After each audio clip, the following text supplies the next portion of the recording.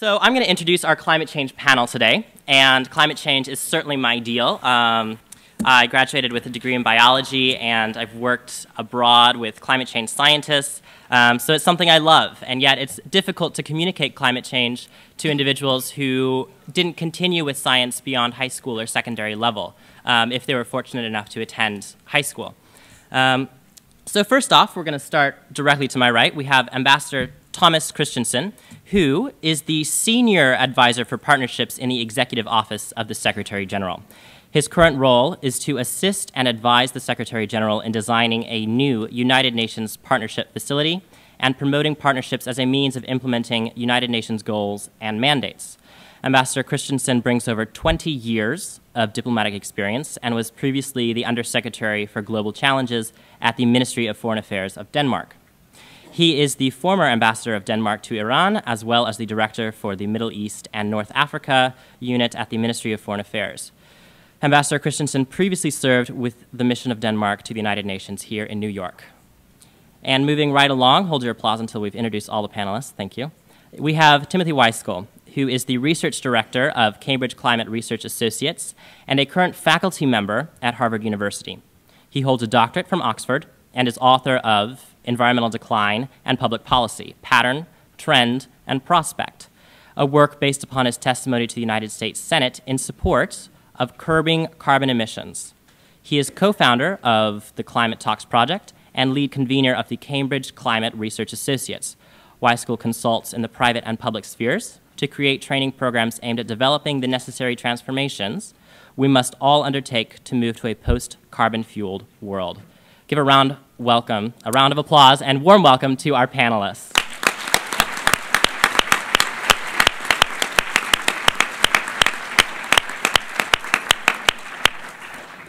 So first, we're going to start off with hopefully a slide presentation from Professor Weiskel, and we're just going to kind of take us through a look at climate change, what Professor Weiskel does, and then bring us right back and get more into some meaty substance and hopefully some commentary from the audience once we have time. Dr. Weiskel. I wanted to focus particularly on what's at stake in Paris and the whole question of the youth voice and the human prospect.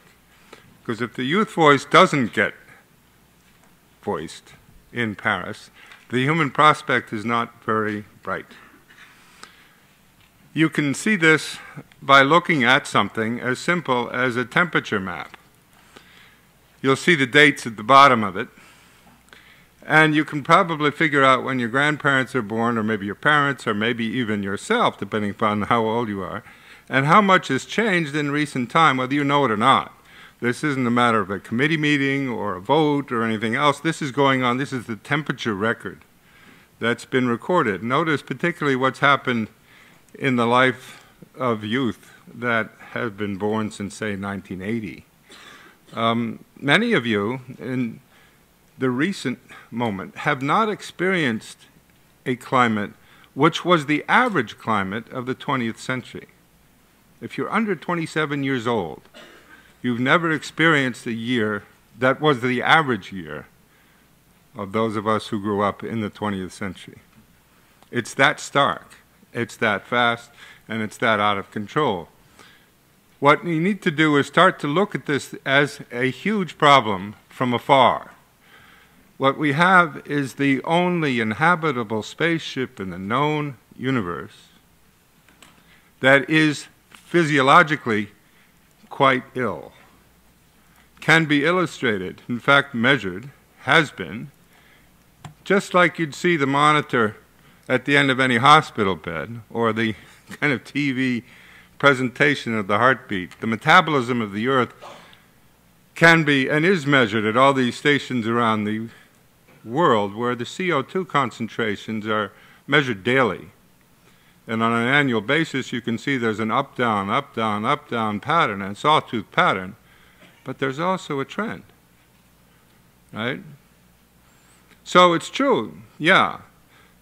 CO2 increases, it decreases. It increases, decreases. But over time, this whole line is moving up in terms of parts per million, right? This is the pulse. And this is not a model.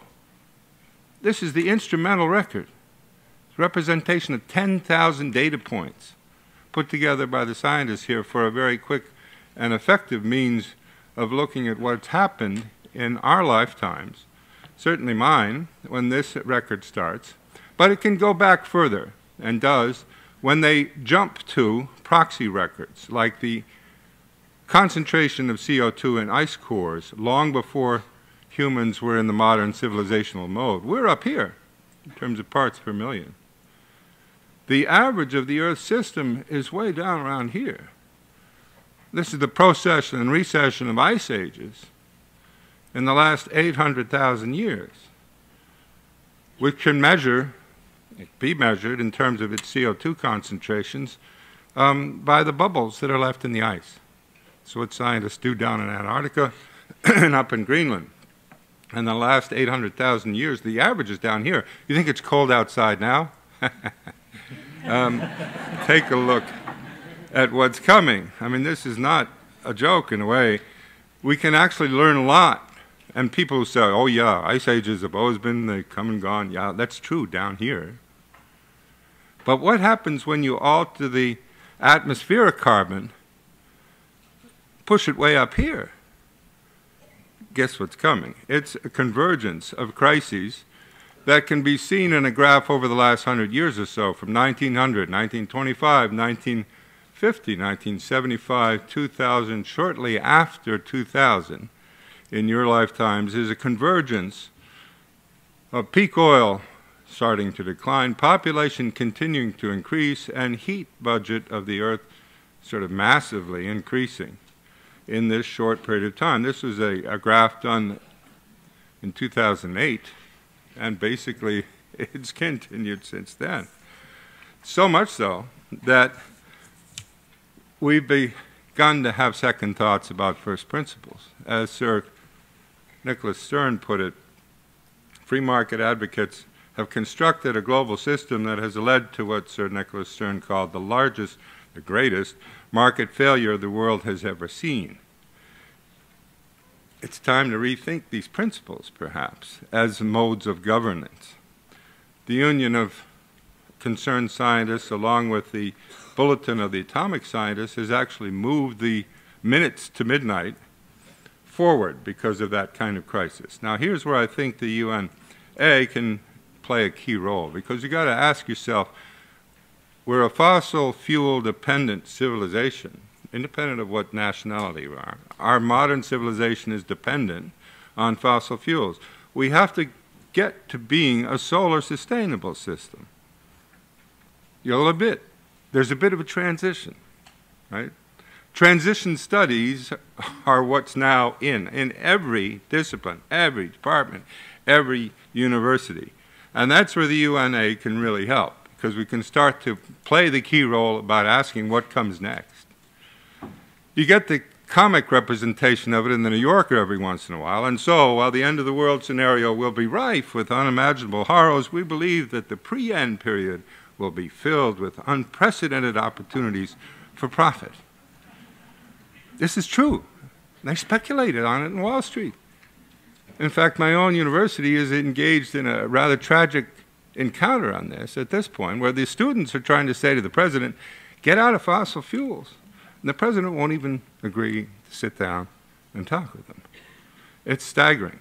This is going on while 1,400 cities in this country alone are going to be raising sea levels to the point that they're uninhabitable, including where I am, where the feet get wet in a Category 3 hurricane. There's one little dam that keeps the ocean from coming into MIT, Boston University, Harvard, in one fell swoop. I mean, we are 1 degree away, as it were, in the veering of a hurricane from Haiti northwards, from being New Orleans. Category 3 hits Boston, that's what it's going to look like. Gondolas will be the mode of transportation. This is not new. In 1992, the youth started pointing this out and making very powerful statements about this.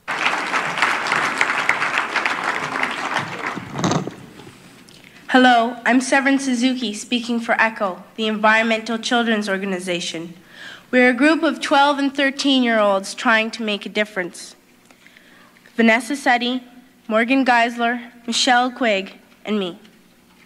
We've raised all the money to come here ourselves, to come 5,000 miles to tell you adults you must change your ways.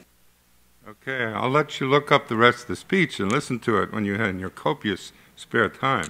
But I want to indicate that that was a polite statement in 1992. It's gotten more strident ever since. And in fact, if you follow these things, you can see why. Take a look at this one. The scientific community released a report that proves beyond a doubt that the Earth is getting warmer. This global warming is caused by things you grown-ups do, and by the things you don't. If drastic measures aren't taken soon, by the time I grow up, there won't be any fish left in the sea. Rainforests and clean air will be a thing of the past. The polar ice caps will be gone, oceans will rise, entire countries will disappear. Life will change in ways you can't even imagine. There could be famine, worldwide epidemics. Life expectancy will be lower. And we're not just talking about the future. We're talking about my future. But this is no surprise. You adults have known about this for years. And though you could have done something about it, you haven't. You can say, it's not my problem. You can say, I won't be around in 50 years. But from now on, you can't say I didn't know. Starting today, the lines are drawn. You have to choose sides.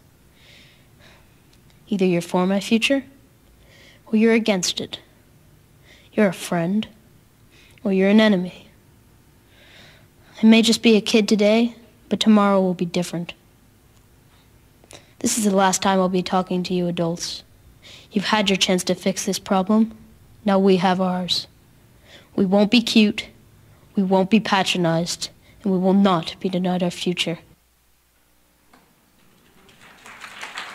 Now, the conclusion is simply this, and the youth have to make this clear in December in Paris. There is no planet B.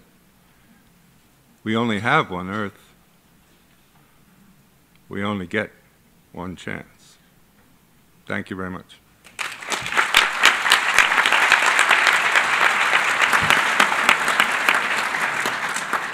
Thank you very much, Dr. Weiskel, for that presentation. I'd like to move directly in to Ambassador Christensen to give him a fair share of what he'd like to touch on, and then we'll go into some questions.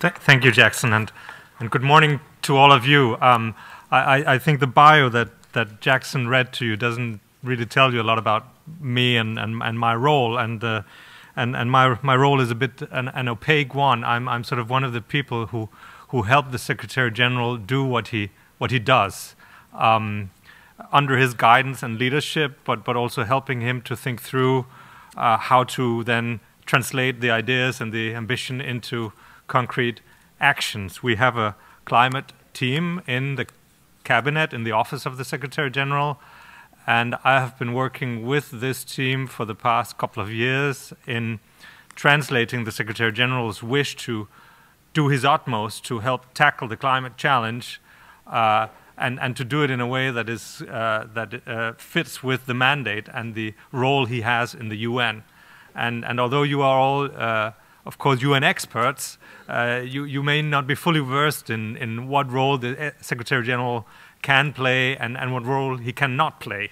So let me just sort of hammer that out for you also as we are looking towards Paris. The climate negotiations fundamentally is a negotiation amongst the member states of the UN. And in that negotiation, the Secretary General has no role. It is representatives of the 193 members of the UN, the parties to the Climate Convention, who meet at regular intervals and discuss climate change and the implementation of the Climate Convention. They are the parties to this convention. The secretariat that supports them is the UNFCCC, and it's situated in Bonn. It's headed by an executive secretariat, Christiana Figueres. So the Secretary General's role with regard to this negotiation is the one of quiet diplomacy, talking to leaders, talking to negotiators, having his team reach out, but not in a formal sense. We're not at the table. Some analysts, academics, have called the member state circle of the UN the first UN, and the institution of the Secretary General and other UN agencies for the second UN. And in that analysis, then you, non-governmental representatives, the business community, academics, research, you represent the third UN, the outer circle of interested parties who try to have an impact on what member states do, but in the end, we are in that sense all at the mercy of what the negotiators around a table at a given issue, on a given issue, what they decide. So through the Secretary General and through other UN agencies, you have a possibility of having your voice heard, but in the end it is your own representatives, the negotiators, the US government or other governments who are the ones you need to shout loudest to get listened by.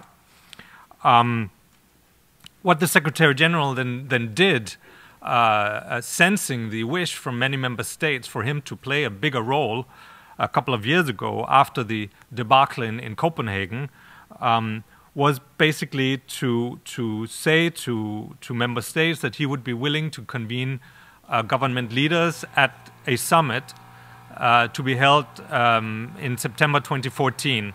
Was any of you at this summit? Raise of hands. Were we so wise to invite any of you? Unfortunately not. I'm really sorry. The house was full, but we identified youth representatives through a global outreach process through the non-governmental liaison committee of the UN. We didn't. We tried not to be in charge of it ourselves and leave it to sort of the non-governmental sector. But maybe many of you marched in the street of New York, I hope. Any raise of hands on that? Many more. That's encouraging. Because what we tried to do, realizing that our space inside the UN is very limited, was to also work very closely with a lot of the organizers of this march. And the Secretary General, as you saw, was even joining the march and marching for an hour or two along, made a great impact on him personally and for all the leaders who were there with him also. And we do try to reach out and work with citizen groups around the world and to make sure that your voices are brought in. And at the opening of the summit, we had a young woman from the Marshall Islands, Kathy Jitnell-Kitchener, who made an impassionate plea to world leaders about taking the climate issue serious. And at the end of her speech, she brought her newborn child onto the stage and her husband, and she got a standing ovation from all the world leaders up in the General Assembly Hall. Many a world leader was actually teary-eyed by that presentation, and it was accompanied by a video not only with one angry young man, but with 10 or so from around the world who showed leaders what kind of action they would like to be taken. Now, the focus of that summit was not anger, and it was not frustration. It was actually an attempt by the Secretary General to recast the global narrative of the climate conversation around solutions, action, raising ambition, in a more positive sense, because we have experienced that for the past many years, scientists have been painting the scenario of gloom and doom that Professor Weiskel also showed to you, which is a scientifically absolutely correct picture, but for world leaders who have a short-term mandate and whose primary interest is to create more jobs, better health care, take care of the populations, the mandates they are voted on, the long-term health of the planet and a 30-year perspective on climate change is maybe not what they feel wins the next vote in their parliament or gets them the next budget passed. So in our analysis, and actually Lord Stern, who worked with us on this, concurs in this, we said we've got to find the deep economic levers, the deep themes that have resonance with political leaders in terms of co-benefits for health, for for jobs, for energy. So we structured the summit around 7 critical economic areas within energy, within land use, and within urban planning. Energy and energy efficiency, renewable energy, agriculture, forestry, urban planning and transport, and then more sort of the area of greenhouse gases that are not CO2, methane and other short-lived climate pollutants. And what the Secretary General did was to invite governments, private sector investors, NGOs, to form coalitions around these critical areas of action and to bring those actions to the UN. And in these halls around here, we had up to 60 different coalitions within these 7 areas being launched. To those 7, we then added resilience, carbon pricing, and finance. And moving forward to Paris, we are working very closely with the French on bringing this, what the French call the positive agenda, the solutions agenda, into the Paris alliance, as the French are dubbing it, as well. So we're basically trying to create a dynamic where we have a new narrative on climate change supported by global action, led by broad coalitions that then raise the ambition of negotiators and government leaders. And we've actually already seen fruits of that work. Last fall, the European Union raised its ambition to a emissions reductions level of 40% by 2030.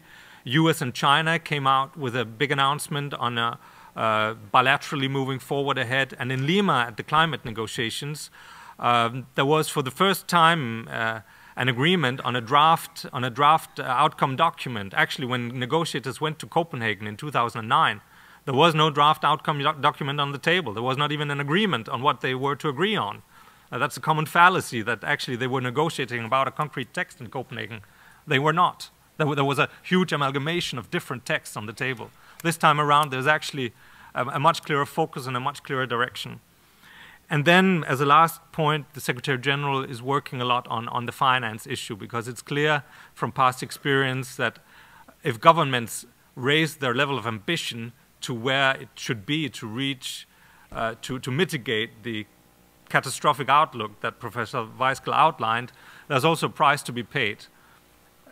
A part of that price can be paid by public funding from governments, but a lot of that also has to come through private investments, semi-private investors like pension funds or insurance companies who are the holders of the largest sources of capital in the global economy. Pension funds globally hold about $25 trillion. Insurance companies hold another $30 trillion. And if that money can be invested into climate-related assets and into clean energy and agricultural practices that mitigate climate change, then we can actually change the course of the world. So to have a great alliance that brings together governments, private sector investors in a push to make this happen is what the strategy is for Paris. You, as youth representatives, you can make your voice heard by encouraging your governments to move in this direction, but you can also, in a way, vote as consumers, buy products that are climate smart, that live up to these criteria, encourage your pension fund to make investments into non-fossil assets, encourage your university endowments to do the same thing, or your hospitals. I mean, at the summit, we had a whole coalition of divestors, so-called, coming in. We had the divestment movement make a pledge of divesting $50 billion worth of assets this year or last year, and up to $100 billion worth by the time of the summit, and investing that into clean and non-fossil sources of energy. So there's a lot you can do. Good luck. Okay, manga talk. So I think that doom and gloom picture that we all have of climate change is not a pretty picture to think about, right? It's not very pretty. So I kind of, when I discuss climate change, or when I'm trying to talk about climate change to individuals, I try to think of a little less less of a doom and gloom scenario. So picture a lake, right? A clear lake, okay? And then you have a lily pad on the lake. The lily pad doubles every day, okay? It doubles. The amount of lily pads double, right, every day. So we have kind of this exponential problem. On what day is the lake half full? The 29th day out of a month, okay? So that's kind of one way to look at it. Or another way to look at climate change, I think, as an exponential problem is that we're at the United Nations, right? We're in a meeting room. There are 10 speeches that we're going to listen to during the day, okay? Each person goes over by 2 minutes. You see where this is going, okay? An exponential problem. Each person is just continuing that cycle. By the end of those 10 speakers, we're over by 17 hours, okay? So that's kind of a picture that I like to think about to kind of attenuate the gloom and doom scenario. We're running a little short on time, so I want to go directly to the audience. And if there are no questions from the audience, I have a range of questions that I'm going to batter the panel with. But I do see a question way in the back there. So that's the first hand I saw. I'm going to go there, the gentleman in the blue, and then I'm going to swing around. So, sir, if you can press your mic, that would be excellent. The button, you should have a little, okay. Unless you can project and we can all hear you. Okay. Can you hear? I guess everyone can hear me. So thank you for this information. One of the biggest challenges, of course, with climate change is the fact that the measure for country success is GDP, right? And that's measured year after year, so it's very short-term focused. What are we doing to get countries to think around GDP? Because as long as that measure is in place, corporations and other lobbying groups are going to fight this action, and also, you know, the fact is that we do behave according to how we're measured. So, what metrics are we looking at to counter GDP? Much for that question. Do we have anyone? Yes, the young lady. Yeah, right there. And if you can project, feel free. Use that voice. It should go red.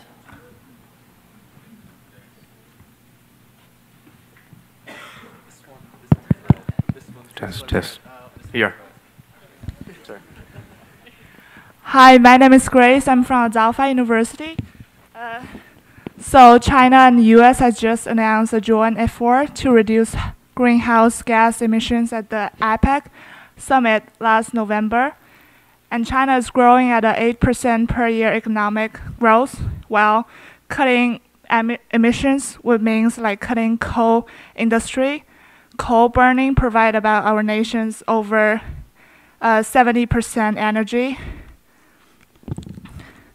So cutting our coal industry will definitely slow down our economic growth. So my question is, how do we balance between economic growth and making effort into the climate deal? Also, like another perspective is that solar energy, wind energy, and nuclear energy are rising, but the ambition to cut emission will require cutting coal industry and make a quick transition into the new energy industry. How do we train the old workforce who had worked in the coal industry and the new workforce into a new energy industry? Thank you. Thank you very much for that. So we're going to take 2 more questions back to back. First, I see your hand over there, and then, yeah, you standing up in the back. You're enthusiastic. You're going to be the second one. So you go for it first, and then we'll hear from you, and then we're going to have the panelists answer.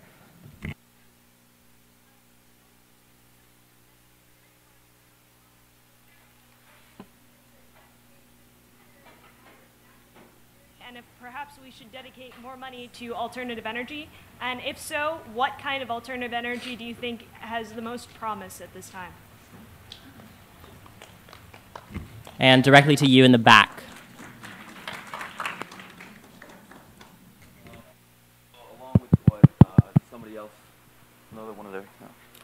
Along with somebody else's question saying how we behave according to our measures, do you think it's possible that the accounting method for CO2 emissions by states to include import-based emissions, those embodied in the production of the products that we import into our state, is possible in some type of multilateral binding legislation? Because that would actually it wouldn't simply vilify the producer states, but it would also hold importer states accountable. So it would hold both the suppliers and those who demand those products accountable, instead of just vilifying those who create the products. Okay, thank you very much. I'm going to go directly to Dr. Weiskel. I think we'll begin with you at your leisure. We're going to start answering those questions. So thank you very much from the audience. If we have time, we'll certainly take some more, or I even might posit a few. So Dr. Weiskel, the floor is yours. Okay, let me try to recall what was asked here. But basically, metrics is a huge issue. UNDP and others have looked into this with different kinds of indexes instead of gross national product, or some of us call it the national gross product. I mean, you should move beyond that. There are genuine development indexes that are out there. There are hundreds of them out there. Economists are working on this. And none of them are approaching the internalization of costs, which gets to this carbon question and the question of how we should price things. That's the whole point of Sir Nicholas Stern.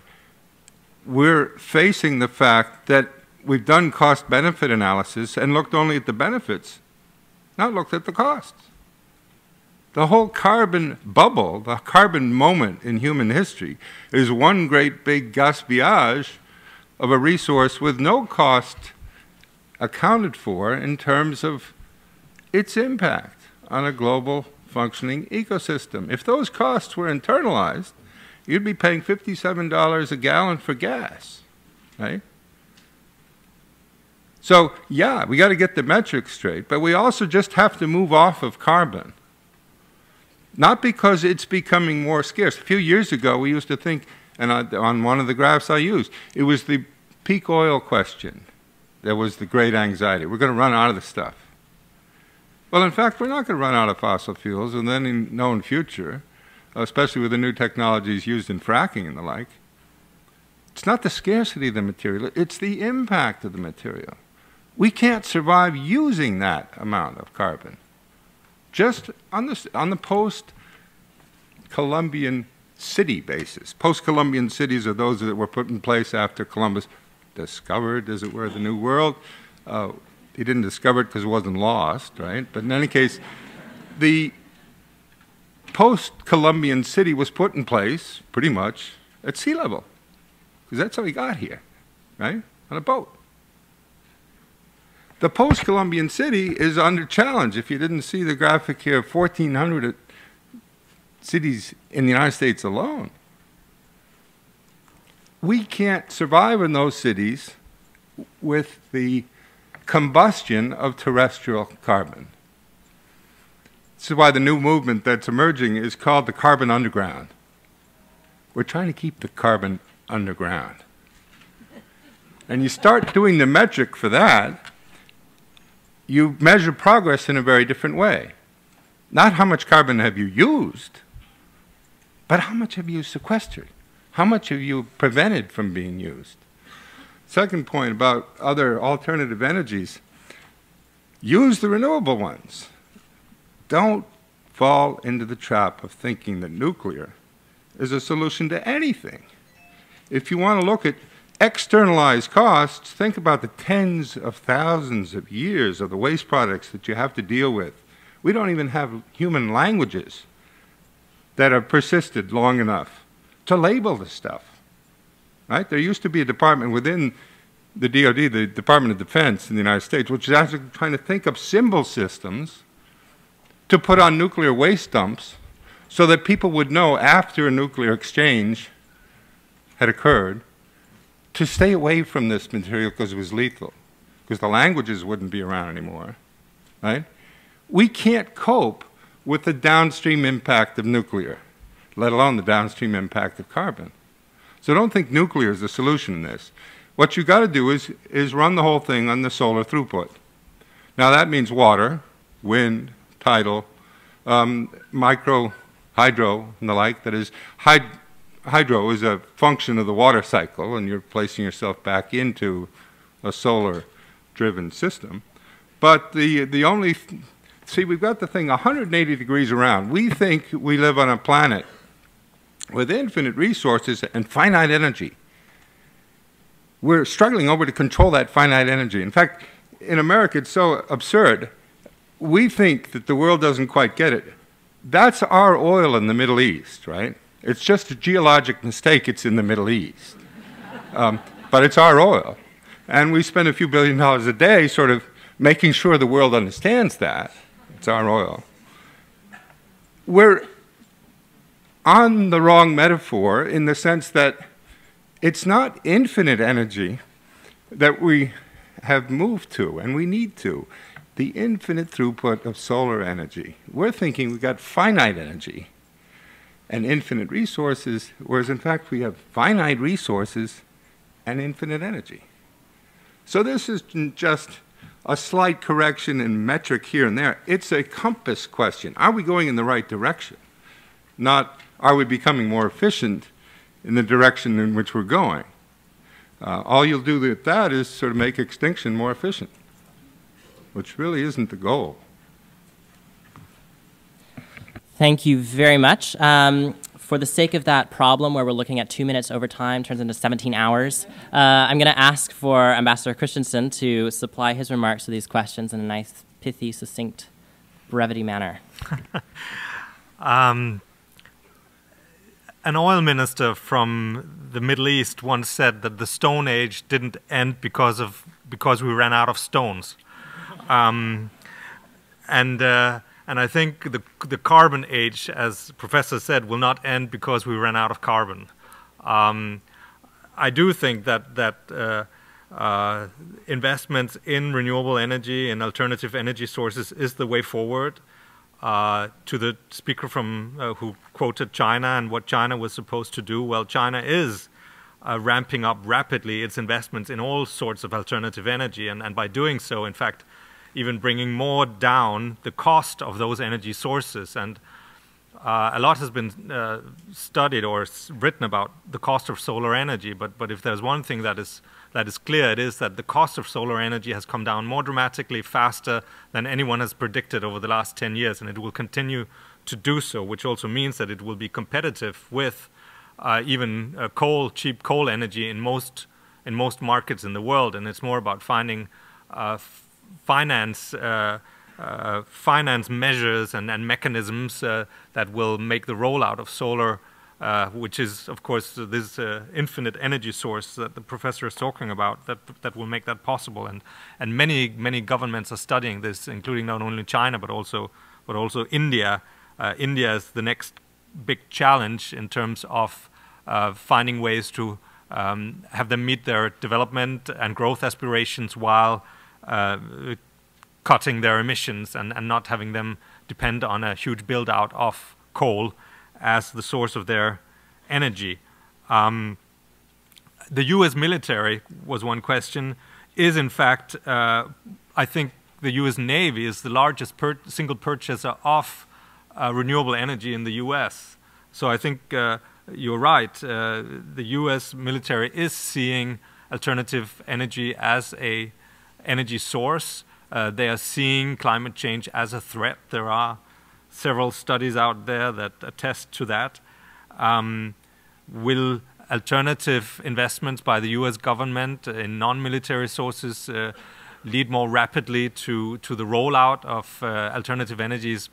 That's a domestic U.S. discussion that I will not get into, but I can just see that in the past, in fact, research driven by U.S. military investments has led to some of the technological advances that have spilled into the civilian territory, including investments into the space race. And the biggest hurdle currently to a full breakthrough of alternative energies is the question of energy storage, battery capacity, including for cars. And I think that's one area where the U.S. military is actually investing a lot into R&D that potentially can also have a positive civilian impact. For example, just due to the fact that every U.S. soldier is carrying a load of up to 50 pounds on his back when he goes into combat. And that is a huge threat to the individual life of every soldier. So the research that's going into actually bringing those batteries that he's carrying on his back, or that she's carrying on his back, down to a much smaller size will be able to also help a lot of civilian uses of batteries. And whether that should be funded through military budgets or through research departments of universities, that's an internal U.S. discussion. But the fact that that research is going on, I think, is a good thing. So. Excellent. So we have unfortunately run out of time on this panel. And although we've run out of time up here, the conversation does not end online. So follow the hashtag, tweet about it, and hopefully we can see you all back here next UNA Members Day. Thank you very much. It's been a wonderful panel.